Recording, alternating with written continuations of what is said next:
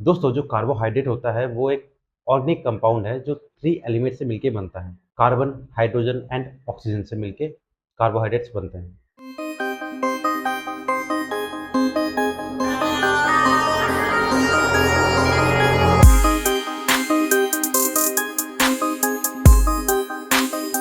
अगर हम organic compound की बात करें, केमिकली जितने भी न्यूट्रिएंट्स होते हैं वो एलिमेंट से मिलके बनते हैं। पृथ्वी में करीब 98 नेचुरल अकरेंस एलिमेंट्स होते हैं जो लिविंग सेल्स के लिए बहुत ही इंपॉर्टेंट होते हैं, जिसमें जैसे कि hydrogen, carbon, nitrogen, oxygen, phosphorus, sodium, calcium.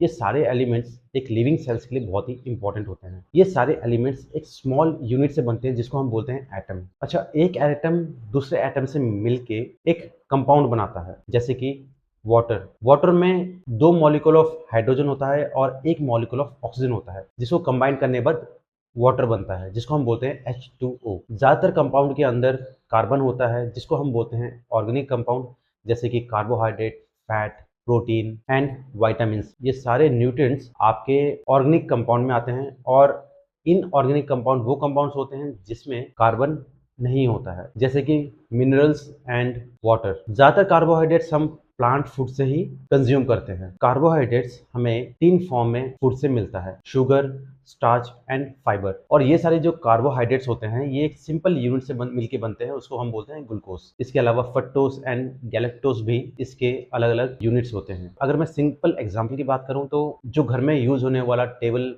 Sugar, जिसको हम केन शुगर भी कहते हैं, ये भी एक सोर्स है कार्बोहाइड्रेट्स का, जिसके अंदर 1 यूनिट ग्लूकोज होता है और 1 यूनिट फ्रक्टोज होता है। स्टार्च मॉलिक्यूल होता है, वो काफी बड़ा होता है, काफी सारे ग्लूकोज मिलके एक स्टार्च बनता है। और हम एग्जाम्पल की बात करें तो जैसे कि राइस, मेज, व्हीट, ये सारे अच्छे सोर्स है स्टार्च के। काफी सारे फूड्स में फाइबर भी होता है। एग्जाम्पल की बात करें तो सेलुलोज, जो प्लांट के अंदर पाया जाता है, ये भी काफ़ी सारे ग्लूकोज यूनिट से मिलके बनते हैं। अगर हम स्टार्च और फाइबर की डिफरेंस देखें तो उसके बीच में जो ग्लूकोज के बीच में जो लिंकेज बॉन्ड होते हैं उसी में ही डिफरेंस होते हैं। अगर हम टाइप्स की बात करें तो कार्बोहाइड्रेट्स 2 टाइप के होते हैं। एक होता है अवेलेबल कार्बोहाइड्रेट्स, एक होता है नॉन अवेलेबल कार्बोहाइड्रेट्स। जो शुगर एंड स्टार्च है ये दोनों अवेलेबल कार्बोहाइड्रेट्स में आते हैं क्योंकि बॉडी इन्हें डाइजेस्ट कर सकता है। फाइबर ये आते हैं नॉन अवेलेबल कार्बोहाइड्रेट्स में क्योंकि फाइबर बॉडी डाइजेस्ट नहीं कर सकता है। अगर हम अवेलेबल कार्बोहाइड्रेट्स की बात करें तो सीरियल्स एंड मिलेट्स, जिसमें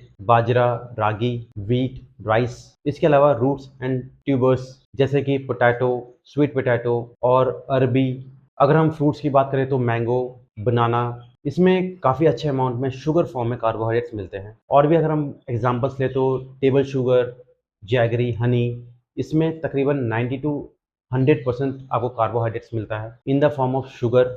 इसके अलावा ऑल द पल्सेस, दालों में भी कार्बोहाइड्रेट्स मिलते हैं, मगर इनका जो इम्पोर्टेंस है मोस्टली प्रोटीन सोर्स में हम लोग देखते हैं। अब हम बात करते हैं कार्बोहाइड्रेट के फंक्शंस क्या है। फर्स्ट है कि ये आपको एनर्जी प्रोवाइड करता है। 1 ग्राम ऑफ कार्बोहाइड्रेट्स तकरीबन 4 कैलोरी एनर्जी बॉडी में प्रोड्यूस करता है। जो दूसरा फंक्शन है वो है प्रोटीन स्पेयरिंग फंक्शन, यानी अगर आप इनसफिशिएंट अमाउंट ऑफ कार्बोहाइड्रेट्स अपने डाइट में लेते हो, बॉडी प्रोटीन का हेल्प लेता है एनर्जी को प्रोड्यूस करने के लिए। मगर हम जानते हैं कि जो प्रोटीन का मेन फंक्शन है वो है बॉडी के ग्रोथ एंड डेवलपमेंट में काम करना। अगर आप सफिशिएंट अमाउंट ऑफ कार्बोहाइड्रेट्स लेते हो तो बॉडी प्रोटीन को स्पेयर कर देता है, वो अपना काम करता है और कार्बोहाइड्रेट्स अपने काम करते हैं, जिसको हम बोलते हैं प्रोटीन स्पेयरिंग एक्शन। इसके अलावा एक और फंक्शन है उसका नाम है यूटिलाइजेशन ऑफ फैट। अगर आप सफिशिएंट अमाउंट ऑफ कार्बोहाइड्रेट्स अपने डाइट में ले रहे हो तो बॉडी फैट्स को ब्रेक डाउन नहीं करती है एनर्जी के लिए। अगर आप इनसफिशिएंट अमाउंट ऑफ कार्बोहाइड्रेट्स अपने डाइट में लेते हो तो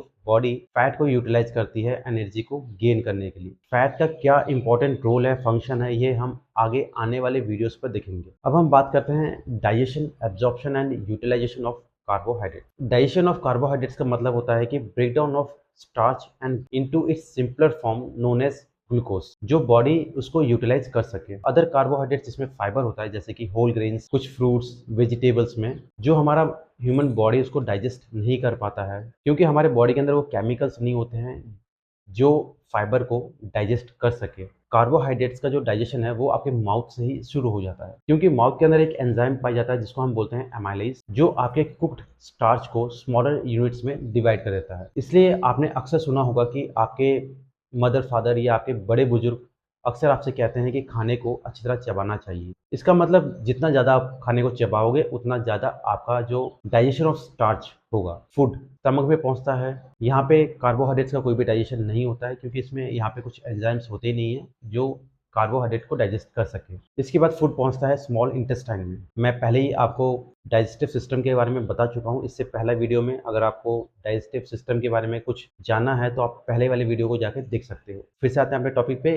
अब फूड पहुँचता है स्मॉल इंटेस्टाइन में, जहाँ पे पैंक्रियास से पैंक्रियाटिक जूस रिलीज होता है और आपके स्मॉल इंटेस्टाइन में आके मिक्स होता है। इसके अंदर जो एंजाइम होता है जिसका नाम है एमाइलेज, ये आपके कुक्ड एंड रॉ स्टार्च के ऊपर एक्ट करता है और उसको ब्रेक डाउन करता है। ये जो एंजाइम है आपके शुगर के ऊपर एक्ट करते हैं और आपके पार्शली डाइजेस्ट स्टार्च के ऊपर एक्ट करते हैं और उसको एक स्मॉलर यूनिट्स में डिवाइड कर देते हैं, जैसे कि ग्लूकोज, फ्रक्टोज एंड गैलेक्टोज। और ये जो सिंपलर यूनिट्स है ये ब्लड के थ्रू आपके टिश्यूज में, आपके सेल्स में पहुंचता है, जहाँ पे बॉडी इन ग्लूकोज मॉलिक्यूल्स को यूज कर सकता है, यूटिलाइज कर सकता है। कुछ अमाउंट ऑफ ग्लूकोज ब्लड में ही रहता है, जहाँ पे जिस सेल को ज़रूरत होता है ब्लड के थ्रू वो सेल ग्लूकोज का यूटिलाइज कर लेता है। जो एक्स्ट्रा ग्लूकोज होता है जो बॉडी यूटिलाइज नहीं करता है वो कन्वर्ट हो जाता है ग्लाइकोजन में और स्टोर होता है आपके लीवर में और आपके मसल्स में।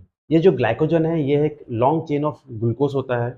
जब भी बॉडी को ग्लूकोज की ज़रूरत होती है तब ये ग्लाइकोजन को ब्रेक डाउन करता है और ग्लूकोज को यूटिलाइज करता है। इसमें भी limited amount of glycogen body store कर सकता है। अगर ग्लाइकोजन के स्टोरेज अगर फुल हो जाते हैं तो बॉडी ग्लाइकोजन को फैट में कन्वर्ट करता है और वो आपके बॉडी में स्टोर करता है। अब हम बात करते हैं नॉन अवेलेबल कार्बोहाइड्रेट्स, जिसको हम फाइबर बोलते हैं, जो मोस्टली प्लांट फूड में हमको मिलता है। सबसे इंपॉर्टेंट फंक्शन है फाइबर का, वो है सैटिस्फैक्टरी वैल्यू, यानी कि जो फाइबर है वो हमारे बॉडी में ब्रेक डाउन नहीं होता है क्योंकि हमारे बॉडी में वो केमिकल्स होते ही नहीं है। फाइबर वाटर को एब्जॉर्ब कर लेता है, स्वेलअप हो जाते हैं, ये आपको एक फुलनेस का फीलिंग देते हैं। एक और अच्छा फंक्शन है फाइबर का, वो है एलिमिनेशन। फाइबर का एक इम्पॉर्टेंट रोल है कि हमारे बॉडी के अंदर जो अनएब्जॉर्ब फूड है उसको वो क्लीन करता है और हमारे बॉडी से बाहर निकाल देता है। फाइबर हमारे स्टूल में भी प्रेजेंट होता है जो वाटर को होल्ड करता है, इजिली हमारे बॉडी से बाहर निकालने में भी हेल्प करता है। यूजुअली देखा होगा कॉन्स्टिपेशन में हम बोलते हैं ज़्यादा फाइबर खाया करो, इजिली आपका स्टूल इजिली पास होगा करके। तो यही कारण है हमें फाइबर